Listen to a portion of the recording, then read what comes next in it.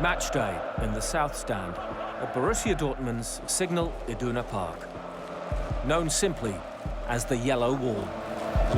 You look up at the whole South Stand and see 25,000 fans celebrating. And you're almost scared you see so many people there, but you just can't describe it. It's hard to explain.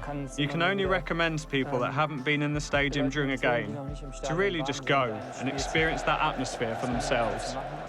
You just have to be there. It's hard to describe. 2015 has been a turbulent year for Borussia Dortmund supporters, rooted to the foot of the Bundesliga in February. A turnaround saw European qualification secured on the final day of the season. And then an emotional farewell to Jurgen Klopp, the coach who'd spearheaded the club during one of its most successful times. Everybody knows what he did for this club. Those were 7 great, successful years, and they won't be forgotten here in Dortmund. I've always said it.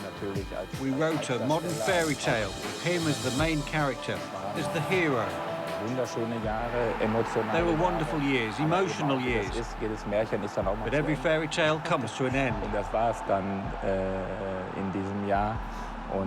And that was the case early this year. And I do believe that we then also made the right decision, appointed the right coach to continue developing Borussia Dortmund. That man was Thomas Tuchel, who, like his predecessor, made his name at Mainz. He's a coach who showed in his 5 years at Mainz what he can do with relatively modest resources. He can develop a team. He can improve individual players. He has a clear strategy and philosophy of how football should be played. He pays great attention to the details, and you can see that in our performances on the pitch. Things have become automatic. Every player knows where to go and what his job is. He's not a short-term coach who only has a very temporary positive effect. We're not interested in someone like that. He built Mainz up in a sustainable manner, and that's what we want here. Keeping Borussia Dortmund sustainable is the club's fundamental principle, since they survived bankruptcy a decade ago. I remember it well. We had to cut the budget by more than half and still try to fulfill the expectations of 80,000 fans in the stadium. It was a really difficult period, but it became a time of healing. Since then, we put in place a number of guidelines. For example, we said we'd never get into debt whilst trying to bring success to the club. As a result, we now have an extremely solid base to work from. Basically, Borussia Dortmund has never been as well as it is now. It's an impressive achievement for a club that has to fill the biggest football ground in Germany. But Borussia Dortmund is dedicated to the fans, in the same way the fans are dedicated to the club. It is a special relationship. I know few cities in Germany or abroad where the fans, the club and the city are so closely connected with each other. I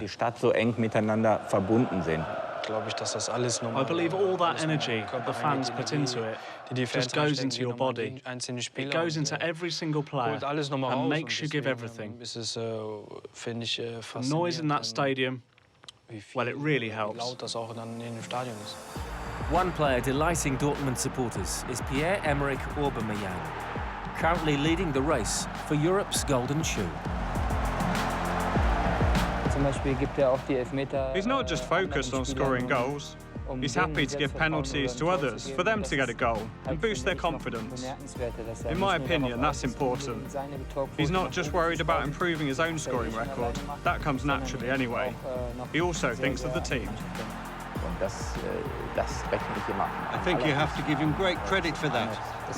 He may come across as a bit of a showboater, but he works hard for the club, and that's why he's very popular in the team. He's even managed to increase his goal tally again. I don't think there's a limit to what he can achieve. It appears that Borussia Dortmund have all the components in place to add to their illustrious history. Things are going very well for the team at the moment. We're second in the league. We've qualified for the next round of the Europa League, where we want to qualify as group winners. And we're also progressing in the DFB Pokal, so we're hitting our goals. We want to reach the Champions League, and we're on our way to doing that, but it's a long season, and we can't relax for a second. We really want to get back into the Champions League next year with this team.